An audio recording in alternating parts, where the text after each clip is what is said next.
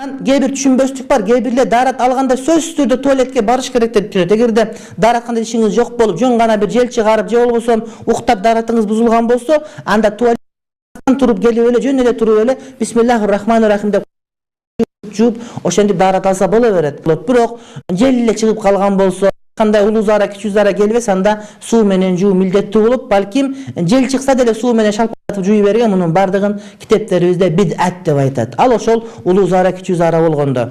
Анан кээ бир түшүнбөстүк бар. Кээ бирлер дарат алганда сөзсүз түрдө туалетке барыш керек деп түшүнөт. Эгерде даратканда ишиңиз жок болуп, жөн гана бир жел чыгарып, же болбосо уктап даратыңыз бузулган болсо, анда туалеттен туруп келип эле, жөн эле туруп эле бисмиллахир-рахманир-рахим деп жууп, ошентип дарат алса боло берет. Анан кээ бирлер кечке чукумганды көтөрүп алып дарат кире берет, чыга берет. Эмнеге дарат алып атам деп.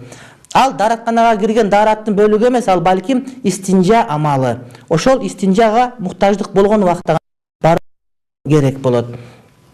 Маселе мына ушундайча. Эгер 3 талак берилип